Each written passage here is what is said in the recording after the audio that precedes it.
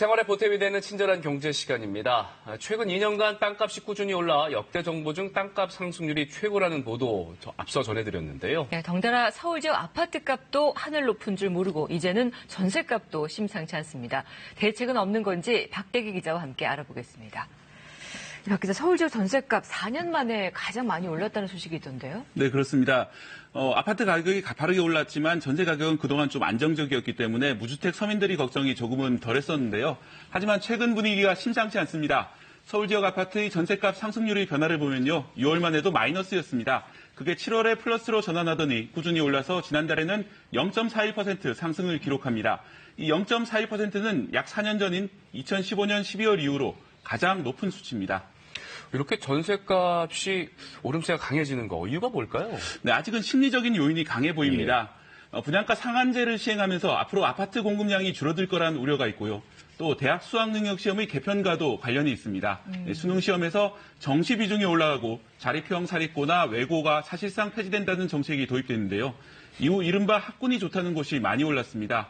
11월 서울 양천구의 주택 전셋값이 0.63% 올랐고 강남구, 송파구 등도 강세를 보였습니다. 이건 아파트를 포함한 전체 주택 전셋값 상승률인데요. 서울의 전체 상승률인 0.27%에 비하면 약 2배가량씩 오른 겁니다. 네, 그렇다면 지방으로 이 전세가 오름세가 확산되지는 않았겠군요. 네, 그렇습니다. 지역마다 물론 이제 학군이 좋은 지역들이 따로 있긴 하지만 서울만큼 따로 극명하게 갈리지는 않습니다. 지방의 주택 전셋값은 0.01%만 올랐는데요. 2017년 3월 이후 2년 8개월 만에 상승으로 전환했습니다. 하지만 아직은 0.01% 수준 상승이기 때문에 크게 올랐다고 보기는 어렵습니다. 그런데 주목할 점은 지방 주택 가격도 함께 오름세로 전환했다는 겁니다. 지방 주택 가격은 지난달 0.04% 올랐습니다. 꼭 1년 동안 하락하다가 상승으로 반전된 겁니다. 특히 지난달 해운대구 등 3개구가 조정 대상 지역에서 해제된 부산시는 0.05% 올라 2017년 11월 이후 2년 만에 상승으로 전환했습니다. 앞으로 일부 지역에서 주택가격 상승이 전세 상승과 연결되지 않을지 주목해봐야 할 부분입니다. 그런데 지방도 5대 광역시권과 그 밖의 지역 주택가격이 상당히 다르게 움직이고 있습니다. 부산과 대구, 광주와 대전, 울산은 주택가격이 크게 올랐는데요. 특히 대전은 수도권보다도 더 많이 올랐습니다. 하지만 그 밖의 8개도 주택가격은 지난달에도 내렸습니다. 이 주택가격 양극화가 진행되고 있다고 말씀드릴 수 있겠습니다. 네, 그렇다면 이 전셋값 오름세 어떻게 잡을 수 있을까요?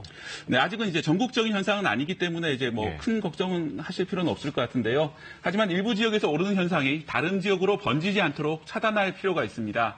전셋값이 많이 오른 지역은 서울 강남처럼 학군 수요가 있는 지역 외에도 경기도 과천시가 있습니다. 이 과천시에서는 거주 기간을 채우기 위해서 전세로 이사 오는 사람이 많습니다. 일정 기간 이 지역에 거주해야 아파트 청약 자격이 주어지기 때문인데요. 이 거액의 시세 차익이 기대되다 보니 전세 수요가 몰려 순식간에 전셋값이 폭등했습니다. 이 과천의 한 아파트 전용 면적 84제곱미터의 전셋값은 7억 원이었는데 2달 전 7억 원이었는데 지난달에는 8억 8천만 원으로 한 달 만에 1억 8천만 원이 올랐습니다. 그러다 보니 원래부터 과천시에 살던 주민들은 폭등한 전셋값에 전전긍긍하고 있습니다. 이런 현상을 막기 위해 당국의 조치가 필요한 실정입니다. 네, 전셋값이 이렇게 오르다 보면 이렇게 갓 결혼한 신혼부부 또 갓 사회생활을 시작한 직장인들 어려움이 클 텐데 대책이 좀 없을까요? 네, 그렇습니다. 서울의 경우에는 역세권 청년주택이라는 제도가 있는데요. 이 역세권 청년주택은 대학생과 신혼부부, 사회초년생을 대상으로 최장 6년까지 낮은 가격으로 집을 빌려주는 제도입니다. 서울시는 오는 2022년까지 모두 8만 호를 공급해 청년과 신혼부부의 집값 부담을 덜어준다는 계획입니다. 저도 몇 군데 역세권 청년주택을 찾아가 봤습니다만 무엇보다 역하고 무척 가깝기 때문에 직장인들과 맞벌이 신혼부부에게 적당한 곳입니다. 다만 임대료가 충분히 싸지는 않다는 지적이 있었는데 서울시가 전체 규모의 70%를 시세의 반 이하로 하겠다고 했습니다.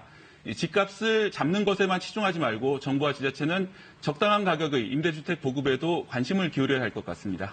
네, 친절한 경제 치솟는 전셋값 대책은 없는지 살펴봤습니다. 고맙습니다.